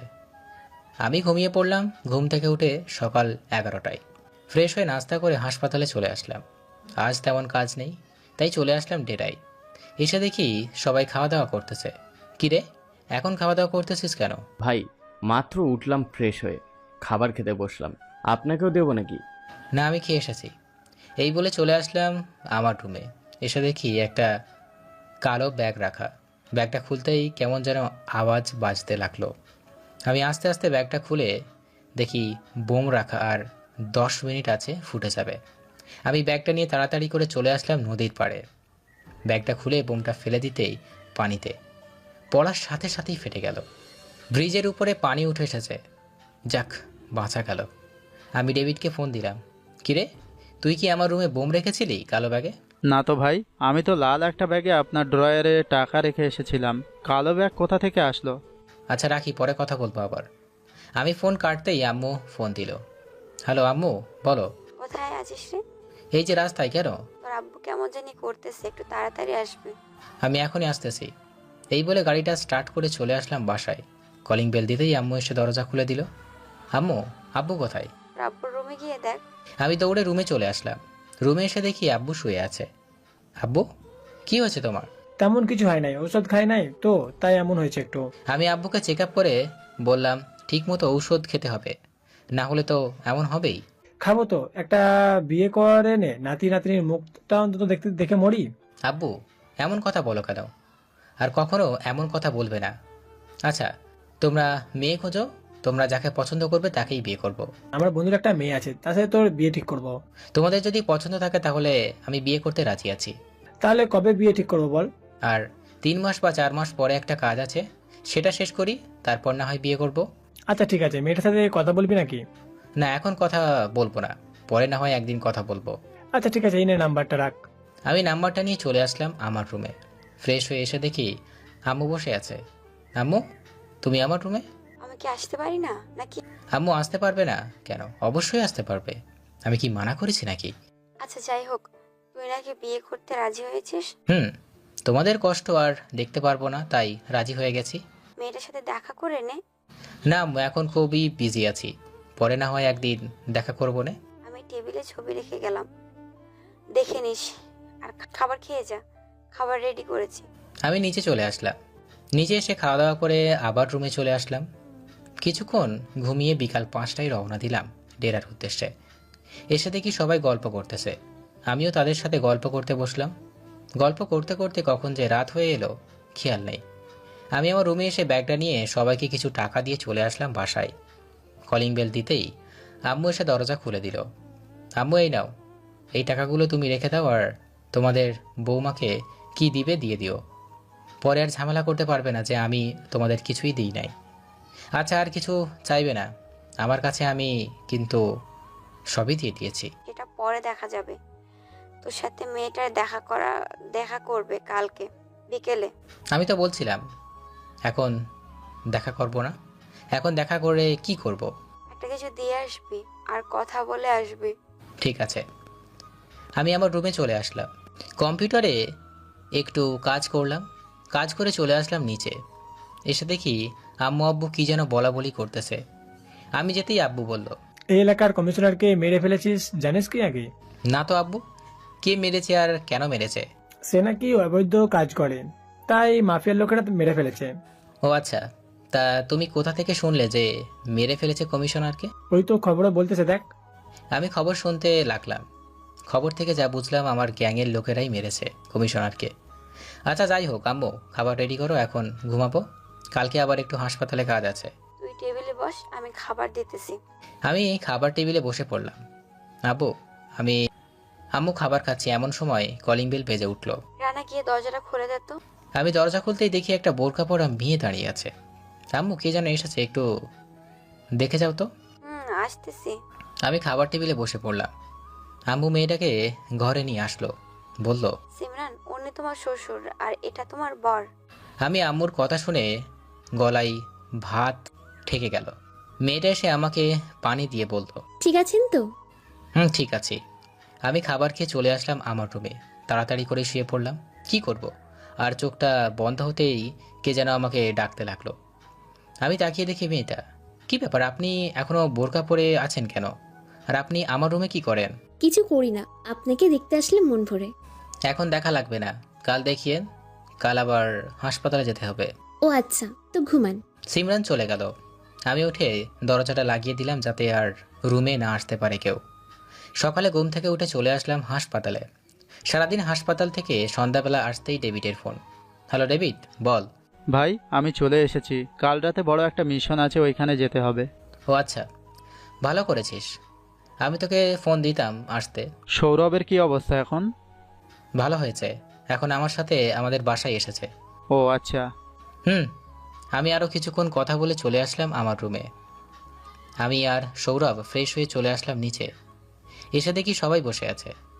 সিমরান, তুমি এখনো বোরকা পরে বসে আছো কেন? এমনি। আম্মু আমাদের খাবার দাও, খুব ক্ষুধা লেগেছে। খাবার টেবিলে বস, খাবার দিতেছি। আমরা খাবার খেয়ে চলে আসলাম আমাদের রুমে। সৌরভ তুই খাটে ঘুমা, আমি সোফায় ঘুমাচ্ছি। ভাই দুজনে খাটে ঘুমানো যাবে, সবাই ঘুমাতে হবে না। আচ্ছা যা, তোর সাথেই ঘুমাবো। আমি আর সৌরভ ঘুমিয়ে পড়লাম। ঘুম থেকে উঠলাম সকাল 11টায়। ফোনটা হাতে নিয়ে দেখি ডেভিডের অনেকগুলো মিসড কল। আমি ডেভিডকে ফোন দিলাম। কিরে ডেভিড, এতগুলো মিসড কল দিলি যে? ভাই, আপনার রুমের সিকিউরিটি পাসওয়ার্ড কি বদলাইছেন? RS 147। এখন কি আসবেন নাকি? না, এখন আর যাব না, একেবারে রাতে যাব মিশনে। আচ্ছা আসেন, আর কিছু অস্ত্র আনতে হবে, আমাদের কাছে বুলেট আর অস্ত্র কম। আমি ফোন দিয়ে বলে দিচ্ছি অস্ত্র আর বুলেট পাঠিয়ে দিতে। আর 25 জন স্নাইপার শুটার আর 20 জন রাইফেল, সব মিলিয়ে 50 বা 60 জন নিবি।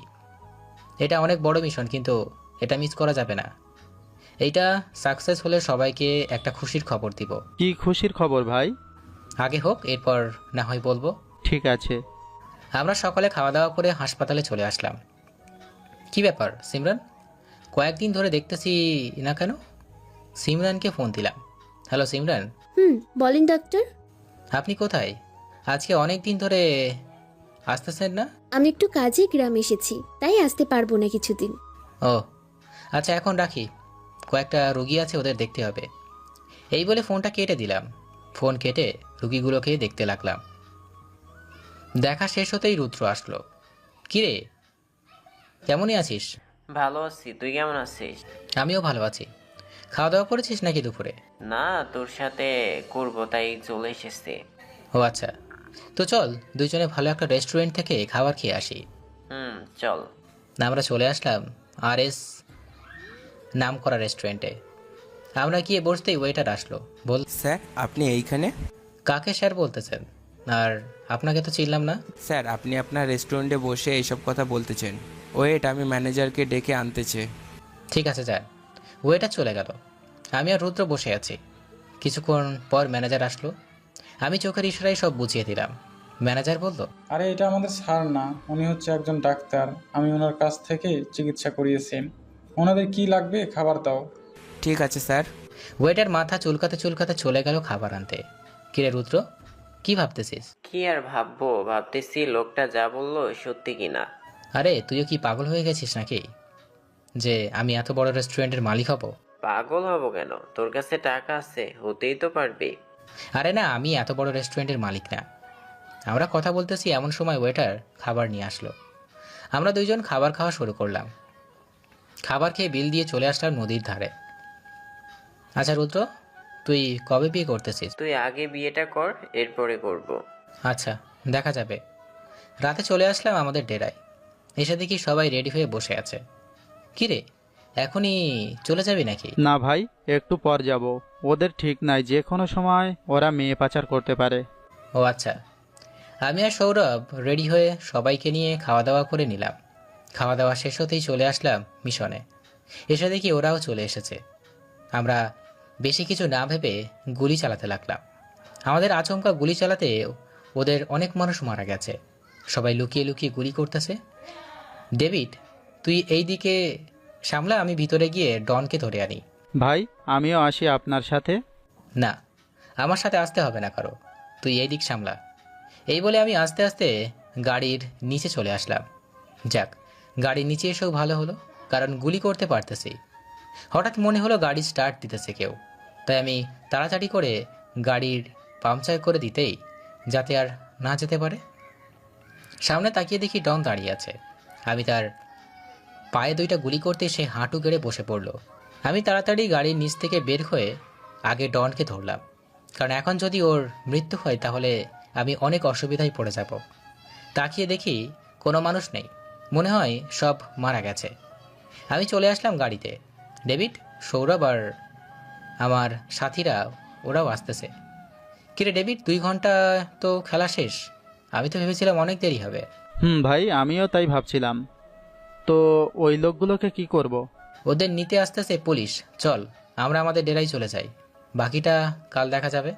আচ্ছা চলেন। আমরা সবাই ডেরায় চলে আসলাম। ডেরায় এসে দেখি অনেক পুলিশ এইখানে দাঁড়িয়ে আছে। আমাকে দেখে বলল, আপনি ওই কি RS মাফিয়ার লিডার? কেন? আর আপনারা এই জায়গায় হদিশ পেলেন কোথা থেকে? ভিতরে প্রধানমন্ত্রী বসে আছে, আপনার জন্য অপেক্ষা করতেছে। এই ডেভিড, এইটাকে নিয়ে আয়, পায়ের 2টা বুলেট খুলে আমাদের কাছে নিয়ে আয়। আচ্ছা ভাই। আমি চলে আসলাম ভিতরে। এসে দেখি প্রধানমন্ত্রী বসে আছে। আসসালামু আলাইকুম। ওয়ালাইকুম আসসালাম। কেমন আছো রানা? আলহামদুলিল্লাহ ভালো আছি, আপনি কেমন আছেন? আলহামদুলিল্লাহ ভালো আছি। মিশন কি কমপ্লিট করে এসেছো? কেন? একটু টিভির দিকে দেখো তো, কোনো এক রিপোর্টার যেন তোমাদের ভিডিওটা করেছে। আমি ভালো করে তাকিয়ে দেখি এইটা কোনো টিভি চ্যানেল না, এইটা হচ্ছে এমনিতেই একটা লোক চালায় ফেসবুক আর ইউটিউব। আমি আমার ল্যাপটপটা নিয়ে ফেসবুক আইডি আর ইউটিউব চ্যানেল আমার কাছে নিয়ে আসলাম, আর একটা ফোন নাম্বার দিয়ে দিলাম ওর ইমেইলে, যাতে ফোন দিয়ে পারে আমাকে। কিছুক্ষণ পর ফোনটা বাজতে লাগলো। আমি রিসিভ করতেই লোকটা বলল, ভাই প্লিজ আমার ইউটিউব আর ফেসবুক পেজটা ফিরে দেন, অনেক কষ্ট করে এইটুকু এসেছিস ভালো করেছিস, আমাদের ভিডিও করলি কেন? আর তুই জানলি কি করে ওইখানে মিশন হবে? ভাই আমি জানতাম না ওইখানে যে মিশন হবে। আমি তো গিয়েছিলাম একটা পার্সেল আনতে, পরে দেখি গোলাগুলি শব্দ, তাই আমি ভিডিও করে আপলোড করছি। এখনই ভিডিও কাট, না হলে তোর 2টার কাছেই মনে রাখিস। ভাই কেটে দিচ্ছি, আর কখনো এমন হবে না, প্লিজ ফিরিয়ে দেন আমার সব কিছু। দেখ তোর সব কিছুর আগের মতো আছে, ফিরিয়ে দিলাম। ধন্যবাদ ভাই। আমি ফোনটা কেটে প্রধানমন্ত্রীকে বললাম, এখন আমার জিনিসটা দেন। কাল সকল টিভি চ্যানেলের সামনে তোমার মুখোশ খুলে দিব, এরপর দিব তোমাকে তোমার উপহার। ঠিক আছে, আর আমার এই 2জনকে একটা রাস্তা করে দিতে হবে। আমি চাই ওরাও আমার দলকে আরও ভালো করুক। ওদেরকেও পুরস্কার দেওয়া হবে। কাল সকাল 10টায় চলে আসবে পার্টি অফিসে তোমার সব লোকেদের নিয়ে। ঠিক আছে। প্রধানমন্ত্রী চলে গেল, আমিও চলে আসলাম ডেভিডের কাছে। ডেভিড, কাল তোদের পুরস্কার দেওয়া হবে। কিসের পুরস্কার ভাই? তোরা যে এতদিন আমার সাথে কাজ করে এসেছিস সেই পুরস্কার। ও আচ্ছা, এখন কি বাসায় যাবেন নাকি ওর ব্যবস্থা করবেন? আগে ওর ব্যবস্থা করব, সকালে বাসায় যাব। আমি চেয়ারটা টেনে ডনের সামনে বসলাম। কিরে, বাংলাদেশে এসে ভেবেছিস RS গ্যাংস্টার থাকতেই তুই মেয়ে নিয়ে পালিয়ে যাবি? তা কি করে হয়? এইসব বলতেছি আর একটা করে পায়ের আঙুল কাটতেছি। ভাই প্লিজ আমাকে ছেড়ে দেন, খুব কষ্ট হচ্ছে আমার, প্লিজ ভাই, মরে যাচ্ছে মনে হয়। তুই মরে গেলে আমার কিচ্ছু যায় আসে না, তুই মরে যা, ভালো হবে। প্রধানমন্ত্রী তো দেখেই গেছে, আর কাল তোর মুখোশ খোলা হবে। তুই বাইরের দেশ থেকে এসে বাংলাদেশ থেকে মেয়ে নিয়ে যাস, তোর কত বড় সাহস? এই বলে আর একটা আঙুল কেটে ফেললাম, এক পায়ের সবগুলো আঙুল কেটে ফেললাম। আর কখনো কেউ আসবে না বাংলাদেশের মেয়েকে নিয়ে যেতে। আমি চলে আসলাম বাসায়। সকাল হয়ে গেছে। কলিং বেল দিতেই সিমরান এসে দরজা খুলে দিল। কি ব্যাপার? এই, তুমি কি বোরকা খুলবে না? বোরকা করলে কি করব? আপনি দেখবেন নাকি আমার মুখ? আমি কি বলছি নাকি যে আপনার মুখ দেখবো আমি? তো বোরকা খোলার কথা বললেন কেন? আপনার গরম লাগে না এই বোরকায়? না, আমার গরম লাগে না। আর সারা রাত কোথায় ছিলেন আপনি? বন্ধুদের সাথে। কেন? এমনি, বিয়েটা হোক, এরপর থাকবো বন্ধুদের সাথে। ও আচ্ছা, তাই না? আমি আস্তে আস্তে সিমরানের দিকে এগোচ্ছি, হঠাৎ আম্মু বলল, কি রে রানা, এখন কোথায়?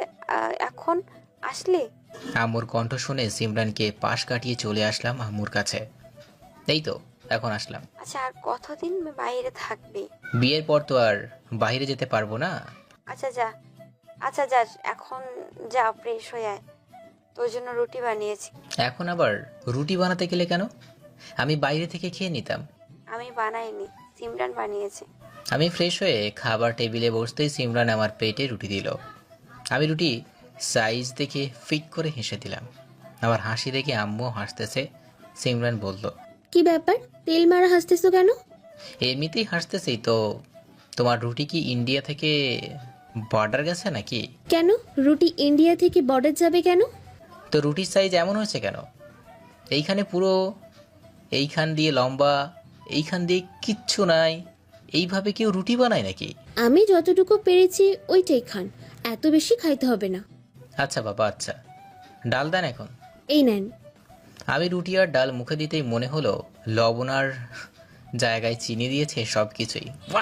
থু, কি রে, কি হয়েছে? এমন করছিস কেন? লবণের জায়গায় চিনি দিয়েছে, খেয়ে দেখো। আম্মু খেয়ে বলল, দিছে তো ভালো হয়েছে। মেয়েটা যে রান্না করতে পেরেছে তাই তো যথেষ্ট। যা বাহিরে গিয়ে হ্যাঁ, আমি রান্না বসাচ্ছি। রান্না বসাতে হবে না, আমি খাবার আনতেছি। আচ্ছা যা। আমি বাজারে চলে আসলাম, রুটি আর বাজি নিয়ে বাসায় চলে আসলাম। খাওয়া দাওয়া করে বসে আছি, এমন সময় দেখি উপর থেকে কি যেন নামতেছে। আমি ভালো করে তাকিয়ে দেখি এটা তো সিমরান আমার সাথে কাজ করে। কি ব্যাপার, চমকে গেলে যে? তুমি এইখানে কেন? তো কে থাকবে, আমার সাথেই বিয়ে ঠিক হয়েছে তোমার। আমি কিছু বলতে যাব এমন সময় ফোনটা বেজে উঠল। আমি তাকিয়ে দেখি প্রধানমন্ত্রী ফোন দিয়েছে। ওয়ালাইকুম আসসালাম। রানা, তোমার জন্যই বসে আছি। সবাই এখনো তো আসলো না। আমি ঘড়ির দিকে তাকিয়ে দেখি সকাল 10টা বেজে গেছে। আসতেছি, 10 মিনিট লাগবে আসতে। আচ্ছা আসো। আমি কিছু না বলেই চলে আসলাম বাইরে। গাড়িটা নিয়ে পার্টি অফিসের দিকে রওনা দিলাম। সৌরভ আর ডেভিডকেও বলে দিলাম আসতে। আমি গিয়ে দেখি ওরা চলে এসেছে। কিরে, তোরা আমার আগে কিভাবে আসলি? আমরা কাছেই ছিলাম, তাই তাড়াতাড়ি চলে এসেছি। ও আচ্ছা, চল তাহলে। চলে। আমি চলে আসলাম পার্টি অফিসের ভিতরে। সবাই আমার জন্য অপেক্ষা করতেছে। সরি গাইজ, আমার আসতে একটু দেরি হয়ে গেছে। এই নাও, তুমি কিছু কথা বলো। আর এখন তোমার সব কথাই লাইভ হচ্ছে সমস্ত টিভি চ্যানেলে। আমি মাইকটা নিয়ে বলতে থাকলাম, আমাকে হয়তো অনেকেই চেনেন। আমি একজন ডাক্তার। অনেকে আমাকে চেনে গরিবের বন্ধু বলে। আমি আজকে এসেছি একটা কারণে। আজ 10 বছর চলতেছে আমি RS গ্যাংস্টারের লিডার হয়ে কাজ করতেছি। গতকাল রাতে আমি একটা বড় মিশনে ছিলাম। আমি ভাবতেও পারিনি যে খুব সহজে আমরা বিজয়ী হয়ে যাব। এই হচ্ছে সৌরভ আর এই হচ্ছে ডেভিড। ডেভিডের আসল নাম হচ্ছে সাগর। আমি ডেভিড বলে ডাকি সব সময়। আমার বিপদের বন্ধু হচ্ছে আমার এই লোকগুলো। অনেক সাহায্য করেছে আমাকে। তাই আজ আপনাদের সাথে দেখা করতে পেরে আমি আর কিছুই বলবো না, এইটুকুই বললাম। আর অনেক কিছু বলার ছিল, আবার না হয় অন্যদিন বলবো।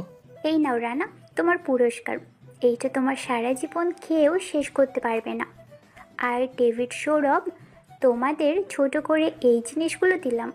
আর বাকি সবাই এইগুলো নিয়ে যাও। আমি চাচ্ছিলাম আমার এই 2 বন্ধুকে আমার গ্যাংয়ের লিডার বানিয়ে দিতে। এখন আপনারা কি বলেন? আমরা তোমাকে দেখতে চাই গ্যাংস্টার হিসেবে। মাননীয় প্রধানমন্ত্রী, আপনি কি বলেন? রানা, সবাই যখন চাইছে তুমি থাকো। আর সৌরভ, ডেভিড, তোমাদের জন্য একটা ব্যবস্থা করা হয়েছে। এই বছর তো শেষ হয়ে এসেছে, অর্থমন্ত্রী রিটায়ার্ড নেবেন। রানা, তুমি কাকে অর্থমন্ত্রী বানাবে এই 2 জনের কাছ থেকে? সৌরভ, তুমি কি বলো? ভাই, আমি তো বেশি লেখাপড়া করি নাই, সাগর ভাইকে অর্থমন্ত্রী বানিয়ে দেন।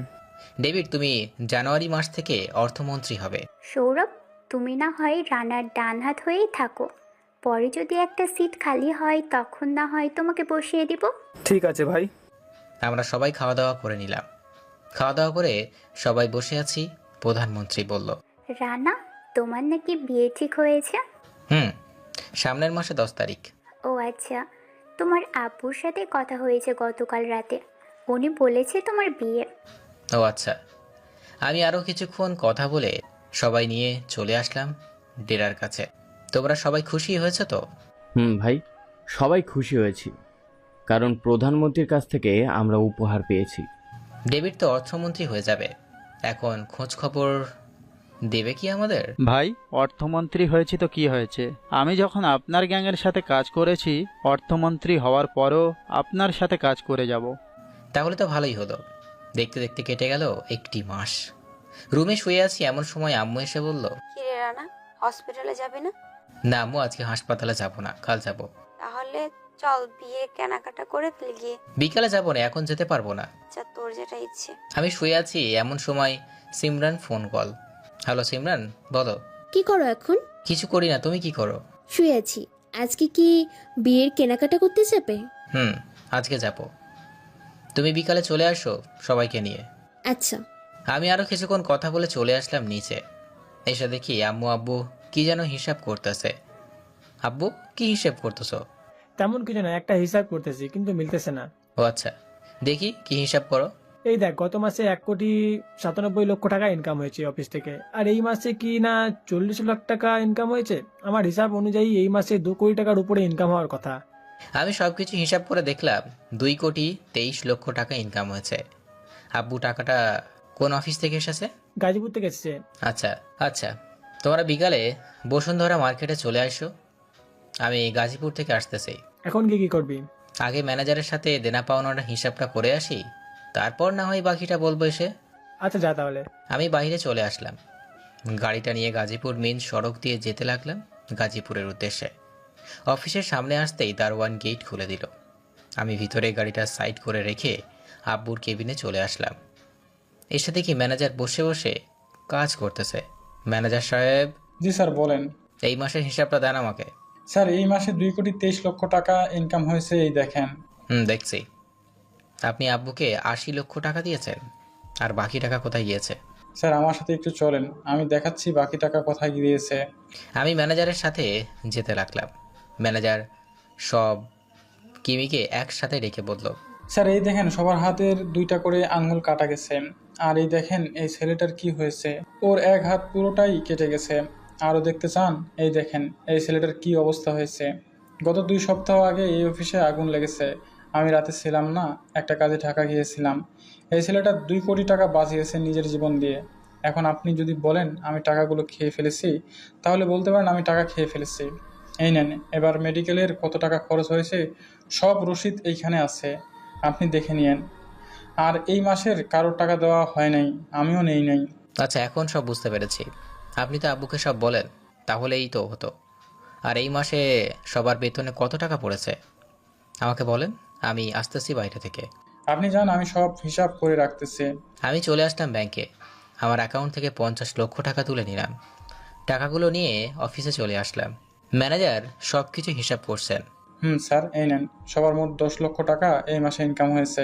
কার কত টাকা বেতন একটা বই দিয়ে যান, সেখান থেকে সবার বেতন কত। এই নেন, সব আছে। সবাইকে বলেন মেশিন বন্ধ করে আসতে, সবার সাথে কথা আছে। ঠিক আছে। সবাই চলে আসলো। আমি বলতে শুরু করলাম, আমি আর আব্বু হয়তো এই সবের কিছুই জানি না। যদি জানতাম তাহলে আগেই আসতাম। আজকে সবারই টাকা দিব, সবাই এই দিকে আসেন। এই নেন আপনার এই মাসের বেতন আর 3 লক্ষ টাকা। এটা আমি খুশি হয়ে দিলাম। সবার টাকা দিয়ে দিলাম। ম্যানেজার রয়েছে শুধু। ম্যানেজার আপনার টাকা আপনার অ্যাকাউন্টে পাঠিয়ে দিব, এই বলে চলে আসলাম। বাইরে গাড়িটা নিয়ে চলে আসলাম। বাড়িতে ঘড়ির দিকে তাকিয়ে দেখি 3টা বাজে, তাই আমি গেলাম না। কলিং বেল দিতেই সিমরান এসে দরজা খুলে দিল। আমি ভিতরে চলে আসলাম। তাকিয়ে দেখি আব্বু সোফায় বসে আছে। আব্বু সব কিছু জানতে পারছে কেন টাকা কম দিয়েছে। এরপর আমি আব্বুকে সব খুলে বললাম। যাক, ভালো করছি, বিকাল তো হয়ে গেছে, যা ফ্রেশ হয়ে খাওয়া দাওয়া করে নে, এরপর না হয় কেনাকাটা করতে যাব। ঠিক আছে। আমি চলে আসলাম আমার রুমে। ফ্রেশ হয়ে নিচে এসে খাওয়া দাওয়া করে নিলাম। খাওয়া দাওয়া করে সবাইকে নিয়ে চলে আসলাম বসুন্ধরায়। সবাই কাপড় কিনতেছে। আমি বসে আছি, এমন সময় প্রধানমন্ত্রীর ফোন। আসসালামু আলাইকুম। ওয়ালাইকুম সালাম। রানা, তুমি কোথায় আছো? বিয়ের কেনাকাটা করতে বসুন্ধরা এসেছে। প্লিজ আমাকে বাঁচাও, আমার শত্রুরা আমাকে মেরে ফেলবে। আপনি কোথায় আছেন? আমি এখন বসুন্ধরা মার্কেটের সামনে দিয়ে যাব, প্রায় চলে এসেছি। আপনি গাড়িটা এইখানেই সাইড করে রাখেন, আমি আসতেছি। ঠিক আছে। আমি কিছু না বলে চলে আসলাম নিচে। এসে দেখি মাত্র গাড়ি আসতেছে। আমি গাড়িটা ইশারা করলাম এই দিকে ঢোকাতে। গাড়িটা ঢুকতেই পেছনে দেখি 2টা গাড়ি আসতেছে। আমি আমার কোমর থেকে পিস্তলটা বের করে গাড়িগুলোর চাকায় গুলি করলাম। গাড়ি উল্টে পড়ে গেল। সামনে গাড়ির সবাই এক এক করে গুলি মারতে লাগলাম। সবাই মরে কাঁচ হয়ে গেছে। এমন অবস্থা দেখে পিছনের গাড়িটা পালিয়ে গেল। আমি চারদিকে তাকিয়ে দেখি সব মানুষের ভিড় জমে আছে। সামনে আব্বু সিমরান আর তার আব্বু আম্মু দাঁড়িয়ে আছে। আমি আব্বু আম্মুর কাছে যেতেই আব্বু আমার গালে ঠাস করে চড় মেরে বলল, তোকে কি শিক্ষা দিয়েছি? তুই নিজে একটা ডাক্তার হয়ে ওই লোকগুলোকে কিভাবে মারতে পারলি? আব্বু, ওরা তো মরে নাই, ওদের ঘুম পাড়িয়ে দিয়েছি। মিথ্যা বলা জায়গা পাস না, আমি নিজ চোখে দেখেছি তুই ওদের গুলি করেছিস। আমি ওদের গুলি করেছি ঠিক আছে, কেন গুলি করেছি সেটা তো আর জানলে না। কেন গুলি করেছিস বল? পেছনে তাকিয়ে দেখো। আব্বু পেছনে তাকিয়ে চমকে উঠল, কারণ মাননীয় প্রধানমন্ত্রী তার সামনে দাঁড়িয়ে আছে। আগে কখনো সরাসরি দেখে নাই, এই প্রথম দেখেছে। স্যার আপনি? আমি বিপদে পড়েছি তাই রানাকেই স্মরণ করলাম। আর আপনি রানাকে মেরে ঠিক করেন নাই। রানা তো ওদের মেরে ফেলেছে না, কিছু না জেনে কোনো কিছু করে ঠিক না। সরি, আসলে আমি বুঝতে পারি নাই। ঠিক আছে রানা, তোমাকে অসংখ্য ধন্যবাদ। আমার জীবন বাঁচিয়ে দিয়েছো তুমি আবারও। সবই আল্লাহর ইচ্ছা। আমি যদি না থাকতাম হয়তো অন্য একজন এগিয়ে আসতো। তা শপিং করা শেষ নাকি? না, করা হয় নাই, আমি তো চলেই এসেছি। আচ্ছা যাও শপিং করো গিয়ে, আমি এখন চলে যাই। এখন কি দিয়ে যাবেন যদি আবার বিপদ হয়? উপরে তাকিয়ে দেখো, আমার জন্য হেলিকপ্টার এসেছে। ও আচ্ছা, যান তাহলে। প্রধানমন্ত্রী চলে গেল, একটু পর ডেভিড এসে সবাইকে নিয়ে চলে গেল। আমিও চলে আসলাম শপিং করে। রাতে খাওয়া দাওয়া করে বসে আছি, এমন সময় আব্বু এসে বলল, আর তো 2 দিন রয়েছে তোর বিয়ে। হুম সবাইকে দাওয়াত দিয়েছিস তো? দিয়েছি। আব্বুর সাথে কিছুক্ষণ কথা বলে চলে আসলাম রুমে আসতেই ডেভিডের ফোন। Hello David. ভাই, কালকে রাতে একটা মিশন আছে, আসতে পারবেন? আসতে পারবো। কখন হবে আর কোথায় হবে জানাস? লাল পাহাড়ে 9টার সময়। ঠিক আছে, আমি সেই জায়গায় পৌঁছে যাব। আচ্ছা ভাই। আমি চলে আসলাম আমার রুমে, ঘুমিয়ে পড়লাম। সকালে ঘুম থেকে উঠে ফ্রেশ হয়ে খাওয়া দাওয়া করে চলে আসলাম হাসপাতালে। এসে দেখি রুগী রুদ্র দেখছেন। কিরে, রাতে কি এইখানেই থেকেছিস নাকি? না, আজকে থাকি নাই, রাতে চলে গেছি বাসায়। সারাদিন হাসপাতালে থেকে বিকালে চলে আসলাম বাসায়। কলিং বেল দিতেই আব্বু এসে দরজা খুলে দিল। তোর জন্য অপেক্ষা করছিলাম, একটা কথা বলবো তোকে। আব্বু বলো। আমার ঔষধ শেষ হয়ে গেছে, বাড়িতে এনে দিতি।